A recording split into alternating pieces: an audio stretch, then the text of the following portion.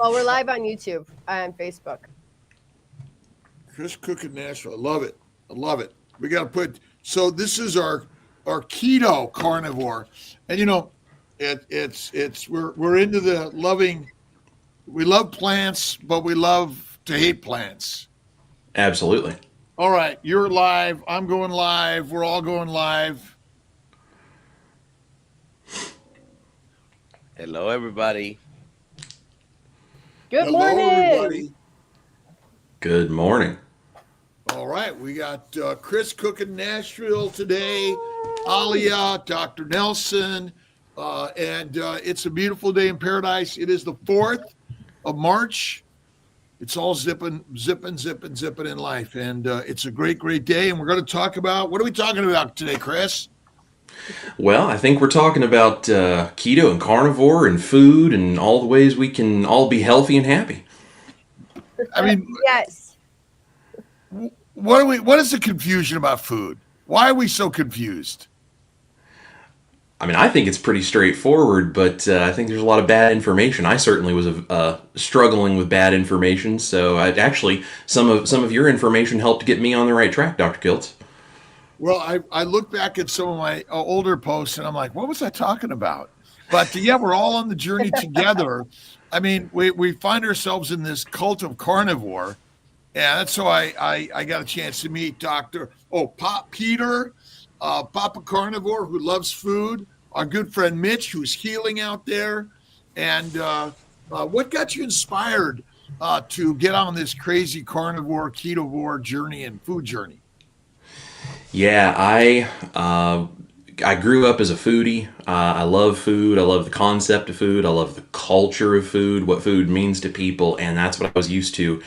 And I ended up with a very severe carbohydrate addiction, which that's not something that I ever knew was a real thing. And I was struggling with physical inflammation and brain inflammation and all kinds of things. I was almost 400 pounds. I may have actually been over 400 pounds, but at one point you just stop getting on the scale because it's so depressing.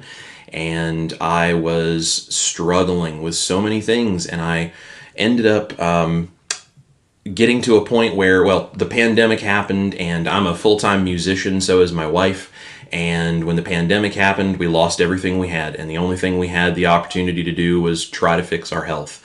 And so we came across the concept of keto and carnivore because my dad and my mom were starting to do the whole keto thing. They were taking care of themselves. And so I started watching Dr. Ken Berry. I started watching you, Dr. Kiltz. I started watching Dr. Baker, all these different things. I started researching, and we ended up going the route. We started with keto. Then I decided to try carnivore because I thought of it just as a weight loss booster, and wanted to do that. And my brain, about 2 weeks into carnivore, awakened in a way that I have not experienced since I was probably a little kid.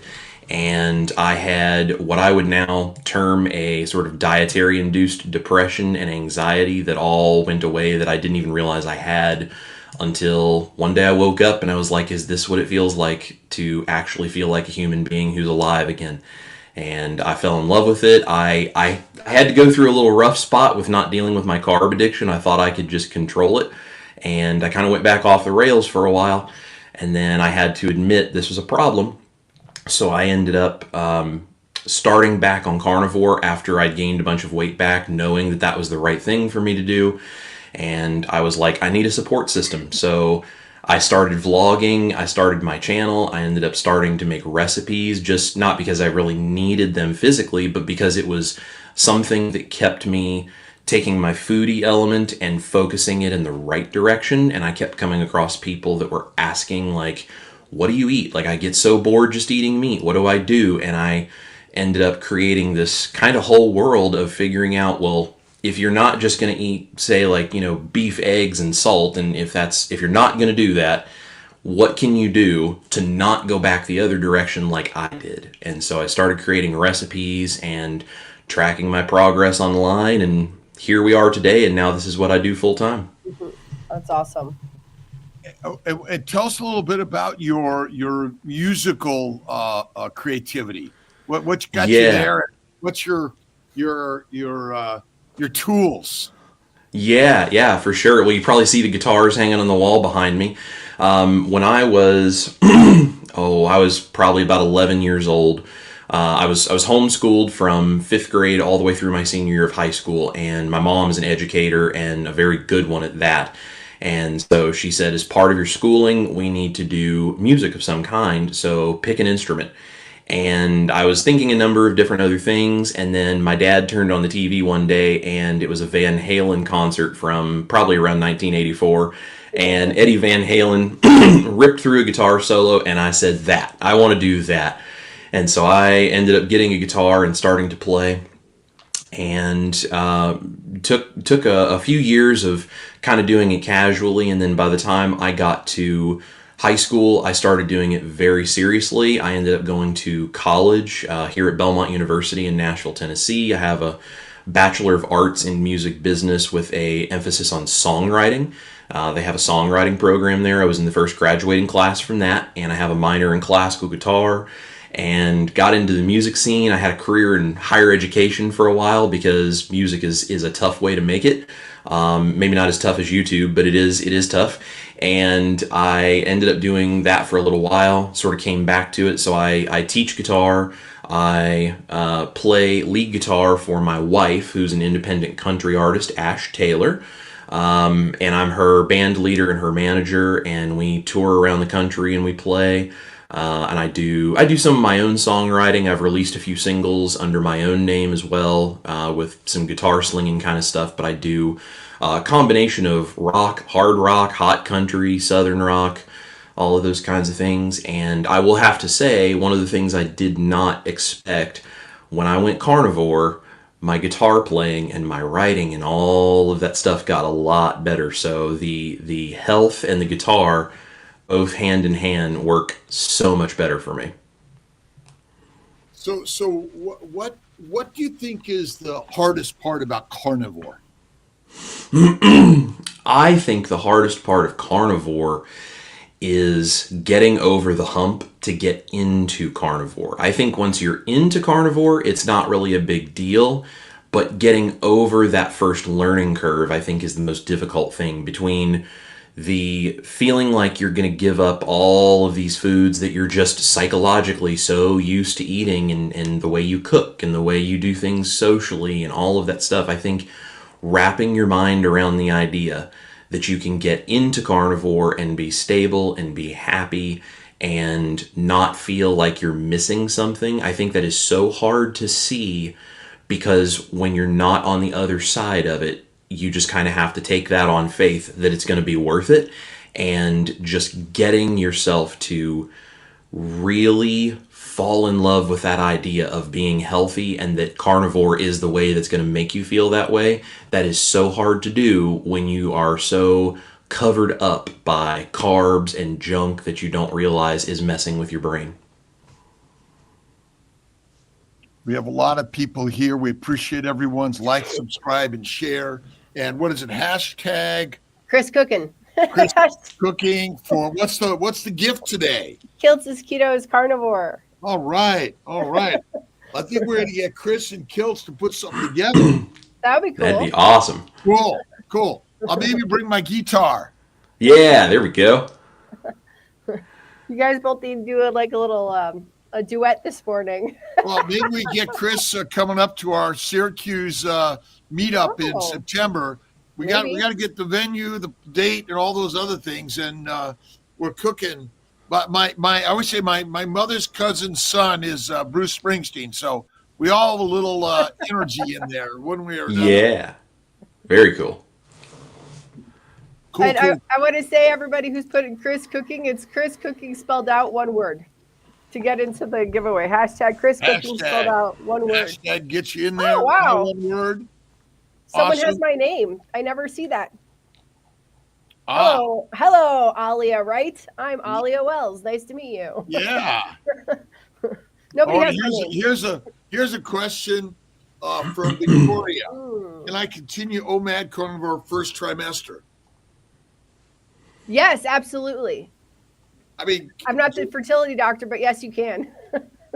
Dr. Nelson, any thoughts? What do you think? I mean, like like 50,000 years ago, someone said, "Oh, you're pregnant in the first trimester. You better have 6 meals a day."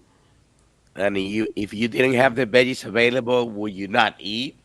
You know, and I guess what the question is being fat, as we've sort of labeled in this world, the cause of any disease? No. And even I wonder if mentally, have we been brainwashed to believe who we are is bad? I mean, isn't that kind of what modern medicine does? It likes to tell, it doesn't look so good, right? Yeah.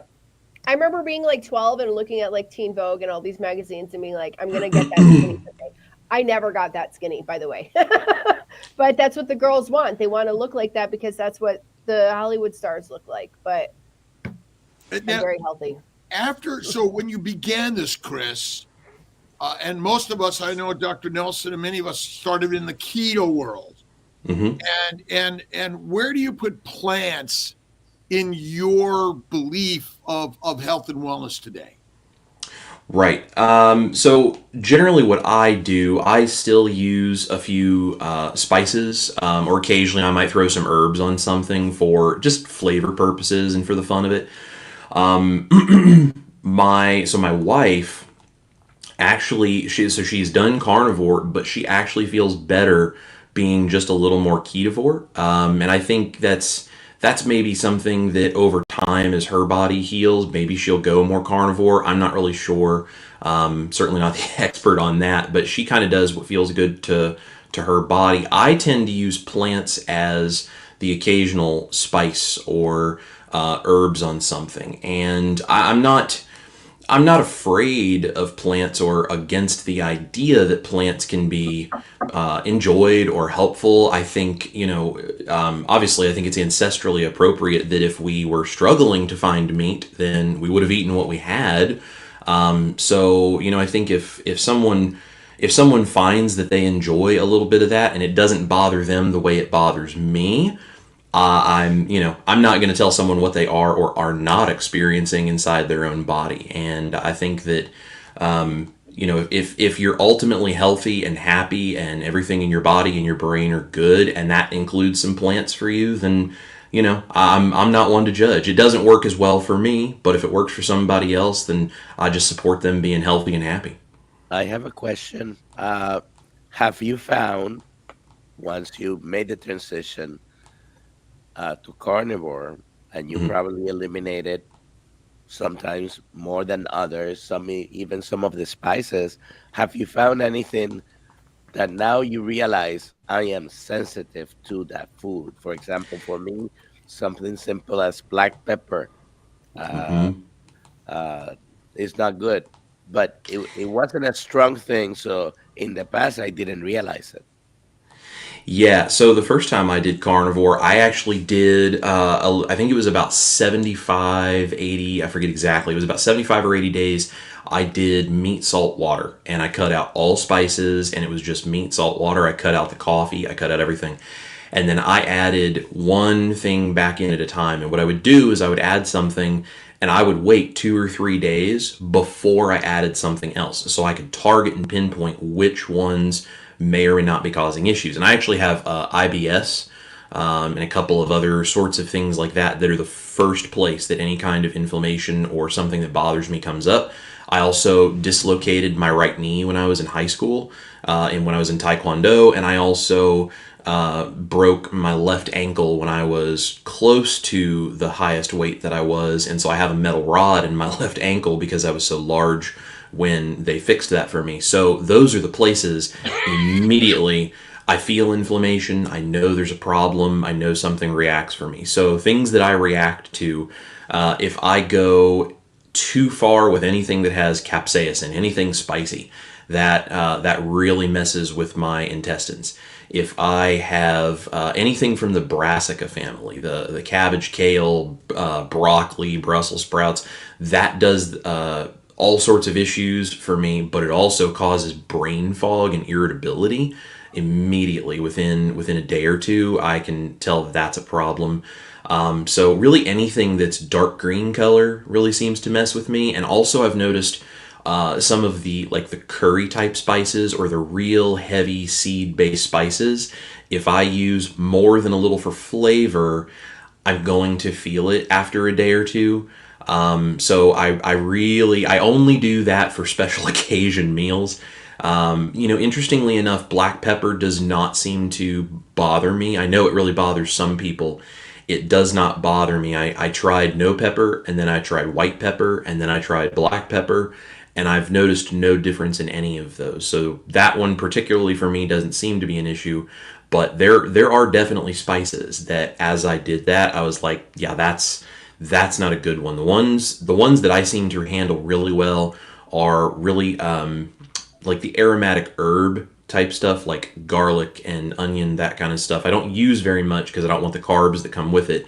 But when I use a little bit of that, those don't really seem to bother me too much. So it's that, salt, pepper, a few of those kinds of things. And I tend to avoid the nightshades mostly because some of them don't bother me, but a lot of them can mess with me if I have too much.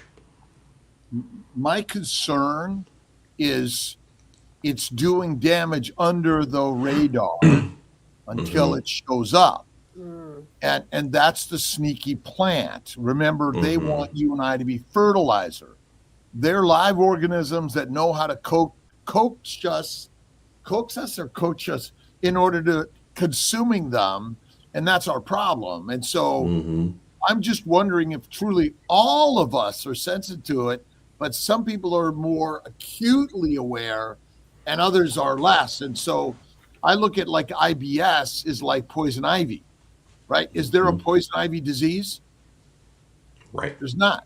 Exposure to an antigen and microbes, bacteria, yeast, viruses, and other microbes, macrobes, bugs and beasts and plants are highly antigenic, meaning that they cause inflammation. Most inflammation happens under the radar. Like cancer and heart disease is just a inflammatory allergic reaction. Over time, it suddenly shows up. I was watching some YouTube short on actors that died on set. Okay. Now we're all obviously going to die, and when and how we die, nobody knows. And so the magic is, and heroin, cocaine, marijuana, caffeine, and alcohol are really plant and microbial products to control and kill us. Yeah. So I what I found over years, I mean, I don't touch garlic anymore. I don't touch pepper anymore because and again, I'm like 70 almost, and I'm sure you're like 30 almost, and it becomes, you can handle it when you're younger for most of us, but after, and we enjoy the capsaicin and the garlic and the onions, but after a while we're like, when we get, it's like, okay, I can't touch that anymore. What are your, I mean, obviously as a cook, a chef, a writer, a musician, a creative, we know that it's the spice of life, right? We have to throw it into it, right? And so what are your thoughts on, and maybe how you've changed in your evolution? How long you been carnivore and ketovore? So this time around, it's just a little over 2 years now. When was the first round? So the first one, we began keto the first time at the beginning of 2021, and that was about 9 months or so. We did keto for about 3 or 4 months, and then I went carnivore, and then started dipping my toe back into standard American diet stuff as I thought I had it under control, and that kind of rolled down that path of re-flaring up the carb addiction I was trying not to admit that I had. We're addicted to food. I don't know. Does any other animal say, "Oh, you have an addiction," or we're the only one that labels ourselves with these things? I mean, you're eating a plant. You can't find an animal. Would we call that an addiction? Right.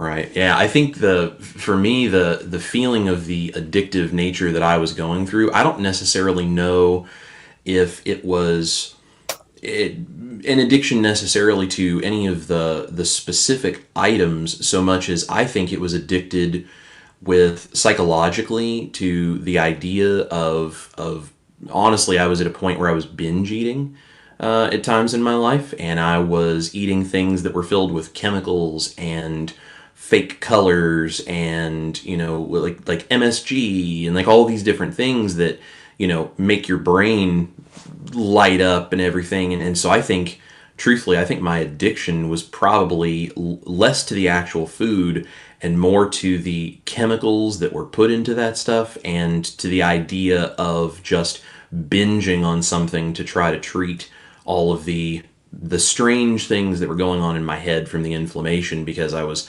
trying to treat my feelings and treat my issues with food rather than dealing with things in my life. And ultimately, I still think maybe this is all just natural to our instinct, really. Mm-hmm. And that's part of the, we've created all these labels. There's something wrong with us, but maybe there's nothing wrong with us. And how do you think? I mean, would you say part of your creative nature is sort of without those challenges and hardships, would you be where you are today with your creativity?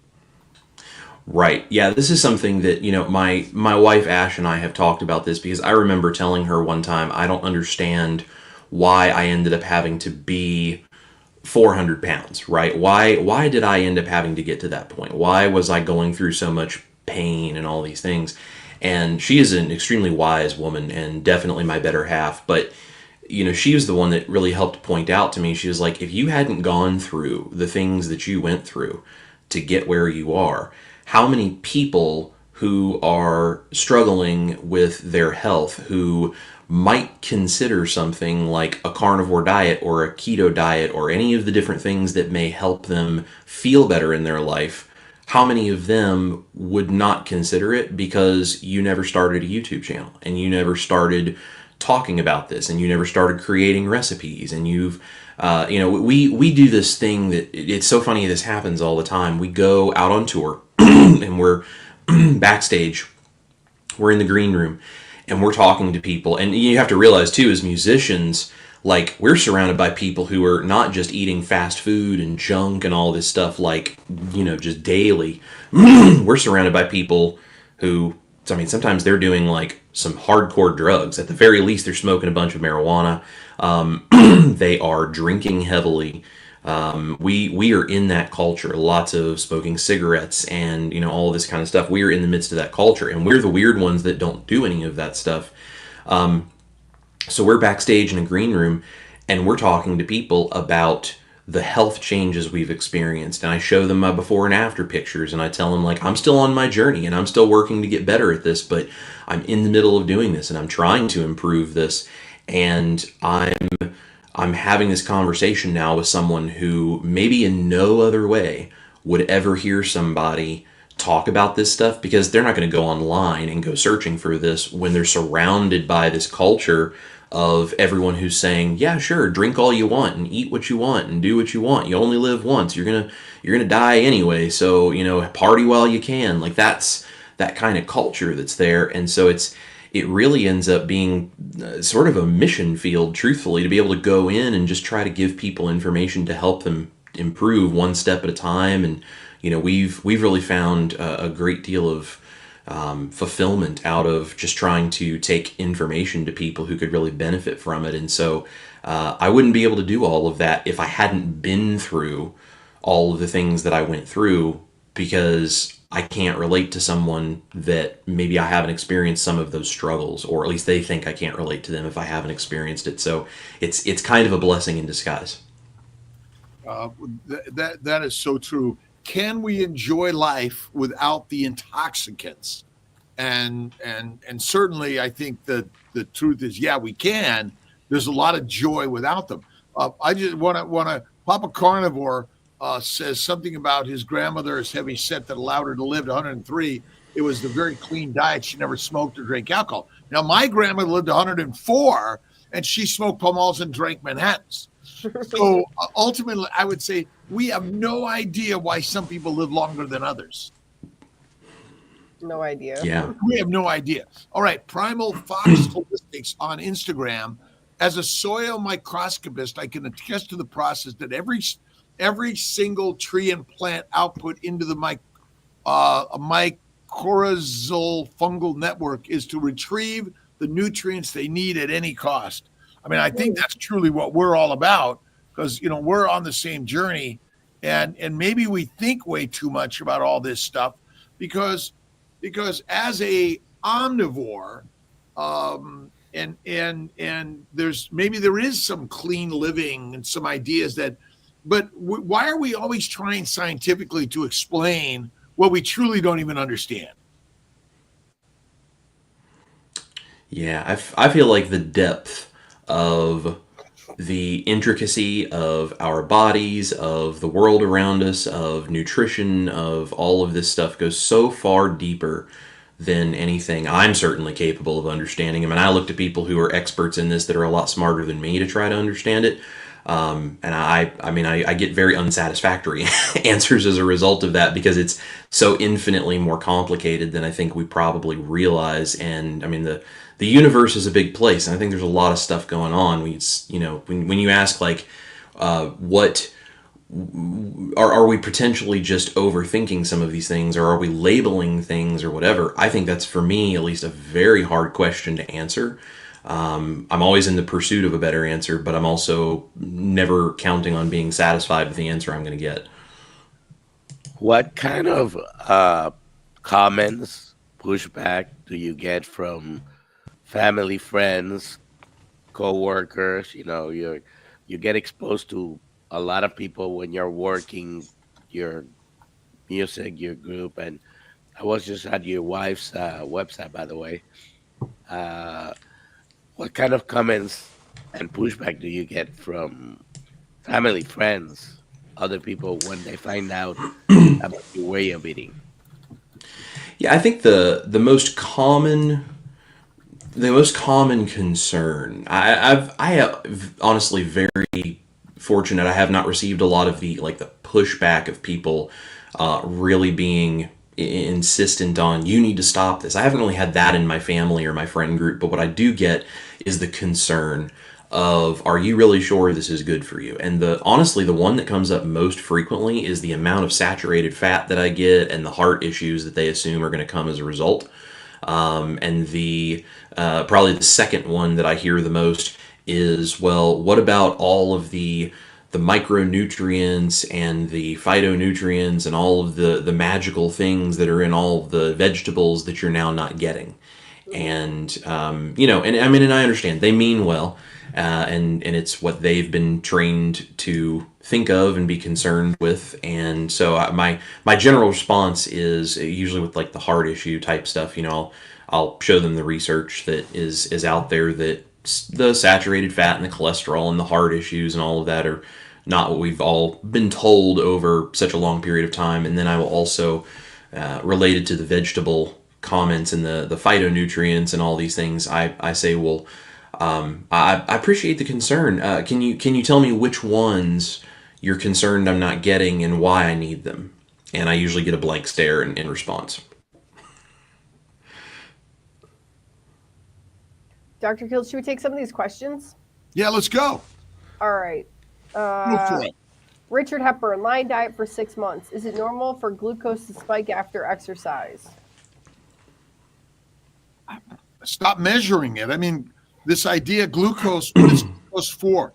It's a glycosylating agent. Glycosylation is critical for post-translational modification of proteins. And so we're measuring all these things and trying to wonder, well, what is it for? I mean, when you eat food, especially that has a lot of plant in it, glucose goes up because it's supposed to, and then insulin goes up in order to convert glucose to fat. So I would say that if it goes up, it must be normal, because it does. But again, with Sean Baker last night, it's like, why are we measuring all this stuff? Like, does it really matter that much? And everyone makes insulin to be the bad guy. Insulin, like, without insulin, you're dead. And insulin's job is to make fat out of amino acids and sugars in the liver. So I would say, if it went up, it must be normal. What do you say, Dr. Nelson? Well, I already answered him in the chat, and the short answer is yes, it's normal, or yes. But it does. The glucose goes up when you're exercising, and many other events glucose to spike. That is a normal reaction. Next. Mark T. I'm 7 weeks in carnivore. Is yogurt and cottage cheese a problem for carnivore? It's my only treat that helps me not get bored with meat only. Maybe half a cup a day. Of what? A yogurt and cottage cheese. Again, small amounts of these things aren't our killer. Cottage cheese, I don't touch. I'd rather have some Parmesan Reggiano. But, small amounts of these things are not bad. But, milk products are really for babies and from a breast and not from a bottle, technically. So, I think that small amounts are okay. If it's all the time, cottage cheese is a low-fat cheese. I don't touch it. And I don't do yogurt because I don't want to eat all those microbes. I think they're deadly for us. There you go. That's the answer. Let's see. We're always helpful for Dr. Nelson to chime in because have a little bit of different ideas, which are good, by the way. This is not to say, there's only one way to do this. So, does glucose going up mean you overdid it in exercise? I guess you could break down some of your muscle cells, but that was a shaky no by Dr. Nelson. There was shaky no. Let's see. Next question. I've read about the possibility of giving cattle mRNA vaccine and also labeling beef as USA as country of origin when it may not be. What is someone on a fixed income supposed to do regarding buying beef? Buy the best you can. It's sort of like, is the world going to end? I guess one day it will for all of us, right? Upon our death. But ultimately, I don't worry about those things. I eat the meat. I'm happy every day. And I stay away from the plants in general. And I obviously, if you can get local grass-fed. Now, I like grain-finished personally. And they could grain finish right on the grass, by the way, out on the range. But I don't worry about those things. What are your thoughts? Chris, do you have any thoughts on these? I do on this one especially. I think for me, when it comes to the beef that I purchase, I look at it like this. I have a certain amount of money that I can put into the food because I still have bills that have to be paid because we still live in a real world. And what is the alternative to you buying the beef you can afford? Well, the only alternative I can think of for me, and I think probably for a lot of people, is we'll go buy junk that's not beef. And listen, musicians don't get rich. Some of them do, but that's a very few of them. Musicians don't get rich up front. You got to deal with what you've got. And I can make massive impacts on my health. I have made massive impacts on my health buying the cheapest beef because that's what I was able to afford, and that's a much better alternative than me going and buying the processed junk that made me 400 pounds. So I do the best I can, and if my brain cleans up, my creativity goes up, maybe my income goes up over time, or maybe I find new paths to do things, then I'll buy better when I can afford it. A little note here from Carnivore Muscle. Glucose goes up during and after exercise anticipation for future bouts of exercise. This scientist GLUT4 receptors sensitizes GLUT4 receptors due to the temporary depletion of glycogen muscle. I don't believe that. It makes no sense that glycogen is depleted. I've never seen anyone with depleted glycogen at all. It makes no sense. Again, glycogen is a glycoprotein that stores glucose for glycosylation. And I don't believe the science personally on that one. So Okay. next question. Next question. I do have a question, but what about like bologna and like hot dogs and things like this? Like, what if you can only afford those? What would you say, Doctor? Doctor, Chris, anybody? What would you No, say? Dr. Nelson. Eat what you can afford. I do have a preference, but I cannot buy Wagyu ribeye steak to have every day. I'm sorry, I just But can't. there's But so I went yesterday hunting. I go hunting to the supermarket, to the Costco. and I bought beef belly, was pretty cheap in the 3 something a pound, I think. I bought like 5 different rare or lower cost items. Okay, it's okay, you know. Uh, Now, once in a while, if I'm traveling and I'm hungry, I might go and have a hot dog at 7-Eleven. Well, it's not perfect. It's not great. Oh, Dr. Vasquez had a hot dog. It would have been better to buy the full bag of Cape Cod potato chips that I used to get and eat the whole bag. No, uh, it does. It does have maybe a little bit of sugar. I don't even know what might be in there, but so circumstances, just eat the best way you can. Do Yeah. I prefer the better high quality meat? Yeah. And Nicholas Roy, basically, I mean, there's great chicken, whole chicken parts, the organ meats, ground beef. There's lots of sales out there. I mean, a lot of places. Interesting. They put things on sale to get you to their market because most people are not only going to buy that cheap meat, they're going to buy also other things. We're the minority out there, right? And I was watching Bella and Max in Vegas, finding I can't remember what the app is, LL, or there's an app they were using. Oh my God, I'm gonna have to text her and find out the app where you could find your local sales in Flip, your area. flip. Flip, FLLIP. I think 2 piece. I haven't. Yeah. Okay, yeah. And you can find local value, and I think that's really important. Like really finding cheap meat is really easy out there, and even eggs and things like that. What's your favorite meat to buy, Chris? Yeah, so my favorite, if I can find it and I can afford it, my favorite cut of steak right now is picanha. I love doing picanha. Picanha is fantastic. If I can't get picanha, the next thing that I would love is a good ribeye.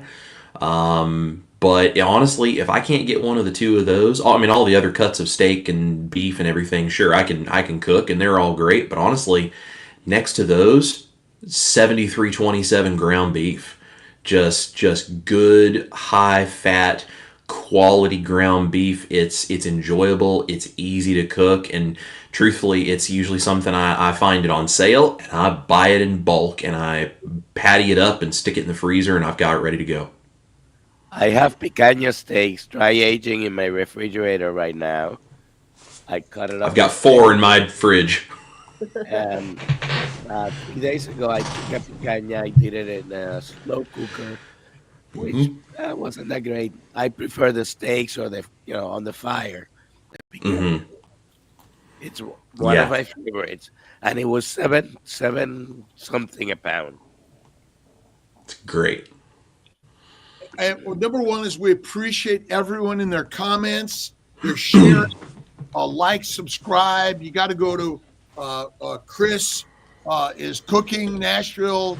Really great stuff. We put his link here. Yeah. And let's get over 200 here. We're shy of 11 to 200. So share the link here so we can bring more people to our YouTube. But again, Instagram, Kiltz Mighty Tribe. We're really excited about it. Maybe we need to do a little more 5 p.m.s, Dr. Nelson. What do you think? It's coming. It's coming. I'll help arrange those. It's coming. It's coming. It's coming. We do have a 4:15 this week with Anita, ketogenic woman. 4:15 in the afternoon on Thursday. Oh yeah. It's cool. I'm traveling to Austin. Yeah. And the Austin meetup. Yeah, we got to get people to Austin. It's really important. Healing humanity. Where's it at? What's the link, Alia? It's on your website for sure. What is the link? Sorry. Kiltz Meetup. KiltzMeetup.com. If you go to Dr. Kiltz's website now, it's now fixed. Actually, on the first page, the first thing you're going to see is Austin Meetup, and then under that, you're going to see all the next upcoming events Dr. Kiltz is going to be at, and you can click and buy tickets to any of those. And let's make sure we put the time zones on these things. Oh man, yeah, time zones. Amy, we got to get Amy. Oh my gosh. Yeah, exactly. All good. Chris, what is your favorite carnivore meal to cook? So, so I have two that are go-tos for me, and it really depends on how much time I have. If I have the time and the energy to really focus on it, it's definitely the picanha. I actually have a new dry age chamber fridge that I am doing a video for. I had a company that wanted me to do a review of their fridge, so I've got a new dry age fridge. So doing like a 2-week dry age on the picanha and cutting that up into steaks, really nice thick steaks, and doing that. And I do it traditional Brazilian style with just salt. I use some Redmond salt on it, and that's it. That, and if you want to throw some eggs, or there you go, Maldon salt. That's a great one too. A little bit of eggs on the side, or some chicken or something. Yeah, there's the Redmonds. Yep. So those are the things that I'll put together for that. And I say when I have more time, because picanha, I really like to work on that fat cap and get it done properly, so I can really enjoy that. If I don't have that much time, it's beef patties in an air fryer and eggs. That's the two most common favorite go-tos for me. I cannot dry age for 2 weeks. It won't last 2 weeks. That's why I have 4 of them in there, so I can get to one of them earlier. So what do you think is the real value of that dry aged meat, Chris? Yeah, so I do like picanha regularly, and so when we got the dry age fridge, the first one that I did in there for 2 weeks, I cut that up into steaks, and the texture was more tender. The beef flavor of it was just more pronounced. It was more intense. In 2 weeks, you're not going to get that like fermented kind of dry agey flavor. Really, that takes about a month to develop, from what I have been told by people who eat that regularly. So you get a beefier element from it. And then what I actually do is because you trim out the outside that gets kind of dried out. This is chewy and not particularly enjoyable if you just cook it the way it is. I actually trim that off and run that through a grinder, a really fine grinder, and then I mixed that in with just some cheap ground beef, and it actually elevated that cheap ground beef to taste really good too. So I got like 2 really beefy flavored kinds of cuts from that as a result. It was so good. Or maybe the cheap ground beef elevated the other meat. That could be too. It's our judgment, right? It's our judgment of one over the other, and maybe again, it's they're coming together in great ways. And I mean, beef is beef, and the fattier cuts. Where do you generally buy your meat from? So the easiest place for us to get a majority of it is, I mean, if I'm just getting like cheap ground beef, I just get it from Food Lion because they have great sales. And I'm usually watching for like manager special type stuff and that sort of a thing. If I want something more special, cut wise, like the picanha we get from BJ's Wholesale, just because that's the only place I found it. But then there's actually, if I want to splurge and spend a little more money on it, of course, there's Whole Foods nearby that has some great cuts, but there's also a couple of butcher shops here in town that get some special cuts. And ultimately, meat comes from a cow, and cows are fed grass and grains, and ultimately, it's. I mean, where does Impossible Burger come from? I mean, we have no idea. It's a scientific experiment on humanity, right? Yeah, that's the craziness. All right, yeah. 191.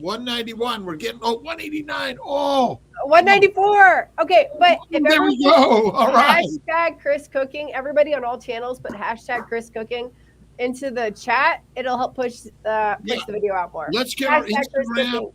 Let's get our Instagram and also our Mighty Tribe. Come on over. We got 201, 202. Nice. And hashtag Chris Cooking. Is that it? Chris Cooking, yeah. Hashtag Chris Cooking. Because I thought Chris Cooking Nashville is just too much to type. And let's get some of Chris's stuff in our new book coming out. Kiltz's Keto Carnivore. And we like to, Kiltz's Keto is carnivore because it's sort of like keto carnivore is the king, is it not? Right? Right? We're just playing around with keto. And ultimately, we're all on a journey as lions. Yep. Yes, absolutely. Yeah, I think keto is a really great. I was telling Alia when she was emailing me about coming in here and hanging out with you guys. I said I like to think of myself as the gateway drug to carnivore, because if I can get people interested in doing this, and it's like, okay, maybe they use recipes that eventually they won't use. And I think that's great because we're all on that journey. But if I can get them to start thinking about it, then I can move them one step closer. And I think keto is just the gateway to carnivore for a lot of people. I guess the question is, are we evolutionarily speaking carnivores? And from time to time, would we become an herbivore? But would that be, would we rather go hunting for kale or kangaroo with Dr. Nelson?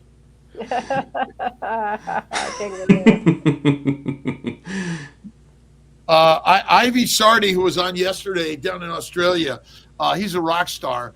He loves I guess kangaroo is pretty common down in our down under brothers and sisters. I guess so. That was very interesting. He was talking about that. So do you have a kitchen I could come visit, Chris? Absolutely. You guys are welcome anytime. Door's always open and dinner's on the table for you anytime. Oh, wow. Nelson, Kiltz, and Alia will be down. That's right. That's right. I'll be up. It's up for me.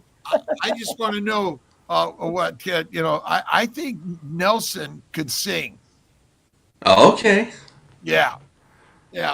All right. Yeah, there we go. We'll do steaks the size of our faces and we'll have some music going on. So when are you on live? When are you on reruns? What's your daily routine? Yeah. So every Monday morning, we do at 10 a.m. on my channel, we do a Monday morning motivation live stream just to bring the community together, try to get people started off on their week right, focused on their health goals and focused on keeping their mind set on the good things they're trying to do for their health. On Tuesday nights at 6 p.m. Central Time, I do Backstage with Chris, where I actually cook live and we do recipe experiments, or I show people how to do something fun with one of the recipes I've released, or we just come up with crazy ideas. I'll do things like this last Tuesday. Dr. Barry says sometimes if do the best you can with the food you can get, and so if you've got hot dogs and bologna, that's better than the other junk. And so I took him literally and turned hot dogs into pasta noodles just for fun. And so we'll do crazy stuff like that just to see what we can do. And then I release a carnivore recipe every Saturday morning. And sometimes I throw in some other stuff for our keto brethren as well throughout the week. So that's kind of what we're doing regularly right now. And then I also, if anyone is interested in the music side a little bit, my wife Ash and I go live on her YouTube channel every Wednesday, and we have a whole bunch of the Keto Carnivore folks that all come over there and hang out with us too, and we play music live for Ash Wednesdays every Wednesday at 7 Central. Cool. So a lot of inspirational positivity in this. Would you, and my sense is the beauty I love about the carnivore world, it's not just about what you eat, but it's a lifestyle. It's motivation. It's positivity. It's faith in the highest powers within all of us. Would you agree to that and think that something that we're bringing that's not just about, oh, eat this and you'll be fine? Yeah, absolutely. I think that's, the thing that's so special about this community, and the reason that we spend so much time doing the things we do is because you can put great food in your body all day long, but if you forget about the fact that we are human and there is a humanity element that is within all of us that we should be sharing with each other and working together to make things better, if you forget about that, then the health kind of falls on deaf ears. I feel like it's there's good things to be done, there's people to be helped, and keeping our mindset focused on the right things, and whatever each person's faith is in, just remembering that is the focus, and that's what we're here for. And having good health is great, but if you don't do something good with it, it kind of ends up getting wasted, and it's a lost opportunity, I feel. Yep, agreed. I want to just everybody, wherever you're watching from, please toss in the chat #ChrisCooking, because we're going to do the giveaway in a few minutes, and I want to get everybody a chance to get in there. And again, we appreciate everyone being here, their comments. Like, subscribe, and share. And what we're really working to do is help heal humanity. And if you haven't gotten to healinghumanity.movie.live.com, all those with Carrie, you must. And if you just go to drkiltz.com, all the links are on drkiltz.com. And that's what we're here to, drkiltz.com, to get you all of the links to Chris and many others, Dr. Vasquez and Alia. And if you need to connect, Ali at drkiltz.com. We would love to be on your show. You be on our show, because we're sharing together. And there is a drive for all of us to connect. And you want to go listen to music, play music. You want to just sit and listen and watch, because it's kind of around the campfire and cooking. Just watching cooking. Isn't that like what we love to do more than anything? Yeah. Absolutely. Around the pandemic, like many people, I had to use the time I had to be in the house. So I became a cook. I have always liked cooking, but learned or relearned how to cook all my Puerto Rican food and the soups and rice and beans and all that. And then decided to do keto, and nowadays I cannot use what I learned. I became an excellent cook, and I cannot cook what I used to. What is your suggestion for if I'm going to a family or a friend's house and I'm gonna bring something? What will be the easier but still a good for presentation or for taste thing to bring? What do you think? Yeah. So I think it depends on how far into a keto or carnivore or whatever kind of thing you want to do, if you want to share with people what you enjoy and what you do for your own health and you want to take it someplace, I think one of the coolest things I really enjoy taking to people is you could use picanha or you could use any other kind of steak, whatever. But if you get a really nice seared off steak and cut that into little pieces and you put some bacon around it and do like a little bacon wrapped steak bite, like that's a really fun like party style food, right? Because you can just use a toothpick, pick it up, enjoy it. Those are fun. If I'm going for people who they're eating standard American diet stuff and I'm trying to encourage them to come in this direction without sounding like the crazy guy who's trying to push something on them, I really enjoy like deviled eggs obviously are a great one that lots of people know, but I also enjoy things like I'll do bacon wrapped jalapeno poppers for people and they'll be like, wow, these things are really good, and I'm like, right, and they're keto, and that's one step in the direction I'm trying to get them to just kind of listen to what I'm talking about. So those are really fun, and they transport well, they present well, and a lot of times it's I think it's more about the plating and the presentation to convince people how fantastic and fancy something really is. Because my great grandmother, I never met her, but she's where all of our family recipes came from, and she was a very well-known cook in the area that I come from.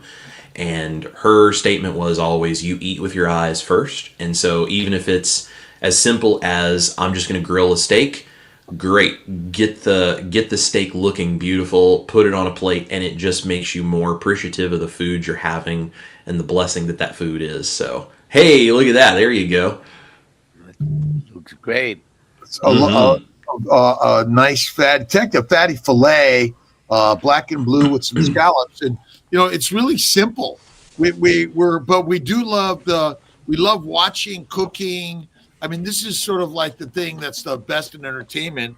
We come together, and that's why we go to backyard barbecues, and coming together and sharing all of this is so critical and important. Although I have to stay away from toppers now because, but you can scallops and lobster and oysters and clams, and there's so many other things that many of us can enjoy at the same time, which is really fantastic. But we like to be entertained, Chris, and you're entertaining us. Yeah, well, I'm trying. Right? I'm trying to. Well, I've always said, and this is the thing that I think when I first started my channel, I think there was some misunderstanding that some people had because I was brand new. No one had a clue what I was doing. And the thing that I would always tell people is, you can get as granular as you want about every ingredient inside the food and what it does in your body and go as deep as you want with all of the science of that. And that's great.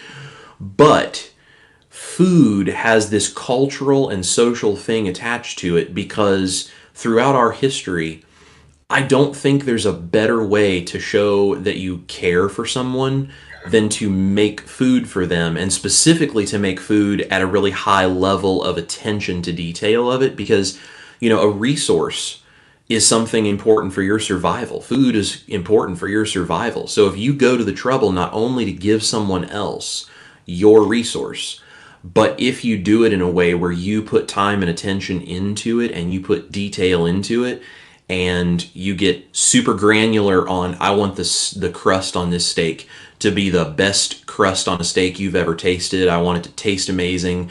I want to share my resource with you. It's a beautiful way to tell someone you love them. And that's what it's all about, is just sharing that love. We'll have to talk about knives, sharpening, and cutting boards another day. Yes. Go ahead, Alia.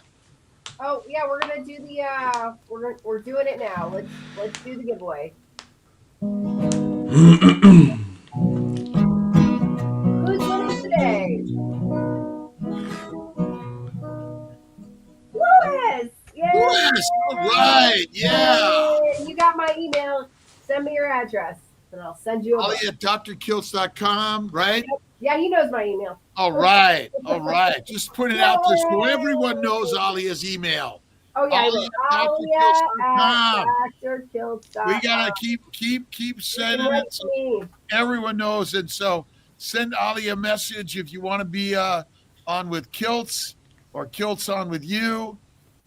Page name to follow Chris. It's chriscookingnashville.com. Those That's are our it. Instagram. Maybe on our Instagram you could put links on there, Alia, today. Sure. And Also, I'll just show.